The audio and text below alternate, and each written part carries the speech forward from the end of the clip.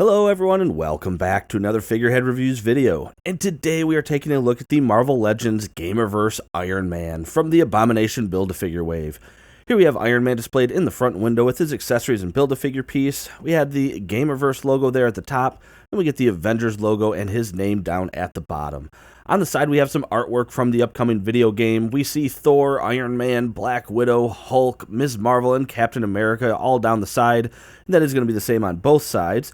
On the back, they take the Iron Man portion of that side artwork and they just expand upon it, and it looks pretty cool. He's just got his blaster ready there to take someone out. And then we do have a quick read-up.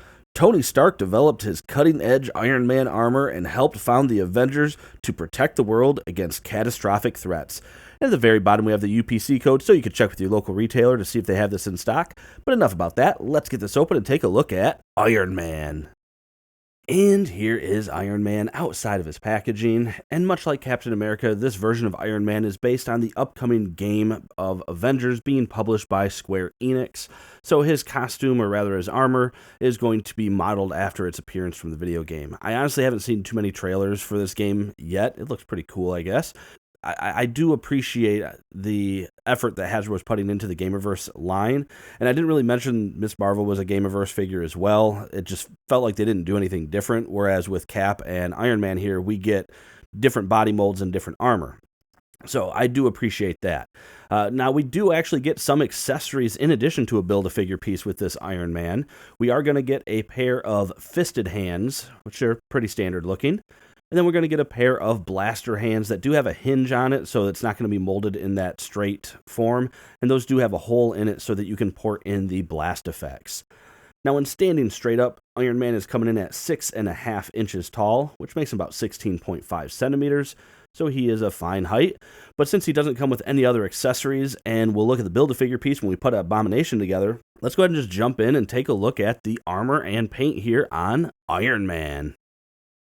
And getting up close here, we can see a pretty decent Iron Man head sculpt. No real surprises here or major changes. This could just as well be armor featured in a comic book, and who knows, maybe the video game is based off a comic. So it looks pretty good, though. The gold paint looks like it came out pretty good, and the eyes look like they're where they're supposed to be. And it looks like they use some of that digital paint technology on the eyes, too. You get a little, like, dots. So, but either way, still looks pretty good. Looking at the rest of the armor, so I kind of like the neck piece there. We can see just the armor there going up his neck with the paint in the middle. His arc reactor looking fine. And yeah, it's like, I don't know, the paint is like fuzzy. Like even on the inside. I mean, it still looks good, but yeah, the paint just kind of looks fuzzy.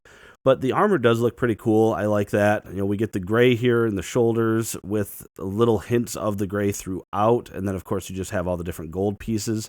And as we look at all the different paint, some of those, like those are slightly misaligned there. The gold, not too bad. I mean, for the most part, it looks like the paint is where it's supposed to be. Some spots here, looks like maybe some of the little pockets and gaps didn't quite get the gold paint there. Silver looks good. So, I mean, not too shabby for the amount of paint that we got. And I really do like the panel lines and such going through. Looks like there's a little bit of marbling maybe up here in the back of the shoulder. But for the most part, this Iron Man armor came out pretty decent. I do feel like maybe the legs are kind of short again. And I say again because I think it was the Endgame Iron Man I said that they seemed kind of short with. I don't know. It looks all right, I guess. But yeah, it's a pretty cool looking mold, and it's just another Iron Man figure. So it's cool looking, and certainly if you've missed out on various opportunities to get Iron Man figures, it's another opportunity to get one. So that is pretty cool, I suppose.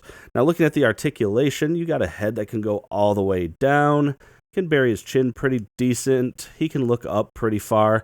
They're kind of soft, but they're mostly hard plastic for the shoulder pads, which means the moment you bring the arms up a little bit, it does get stuck. But what I found is if you kind of finagle it here behind this piece, you can then kind of bring it up over that shoulder piece and get ever so slightly more range out of it, but you can see it does push that up, and then when you bring it down, it does sort of warp this plastic. So be aware of that. Not a ton of range there in the shoulder. You do have full rotation though, bicep swivel, double jointed elbows, but again, another thing I noticed on both arms is this particular joint here on the forearm, like, it doesn't want to bend at the elbow. Most of the elbow bend seems to be happening at this peg and none at this peg, and it was very hard for me to get that peg to even move.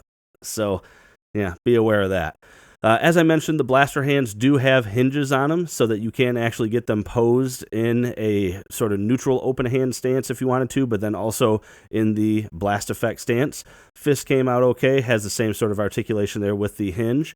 His ab crunch doesn't do much. Thankfully, the sculpt does continue if you go back, and it goes back quite a ways, which that's the best part. It does go back enough for some good flight poses, so that is good. But going forward, you can see it, if we're neutral, it just covers up that first gray piece there. So yeah, doesn't have a whole lot of crunch forward.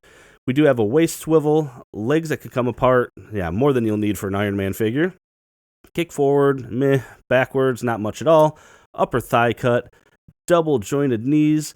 And then we do have a hinge and ankle pivot. But boy, that is a stiff ankle pivot. But it is there.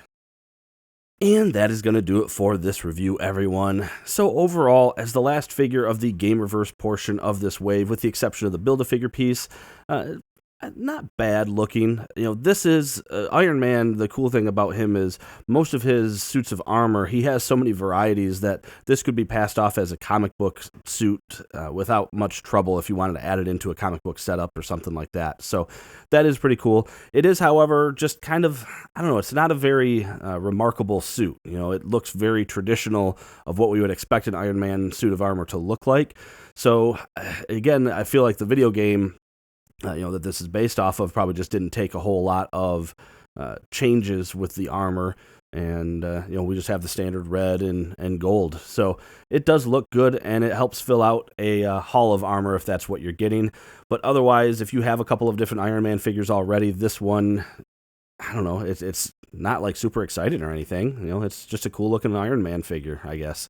It does round out that Gamerverse wave, though. So certainly necessary if you want a Gamerverse setup. But anyway, with that being said, that is it for the review. Make sure to hit that thumbs up if you like it. Subscribe for more content just like this. And as always, thanks for watching my videos, and have a great day.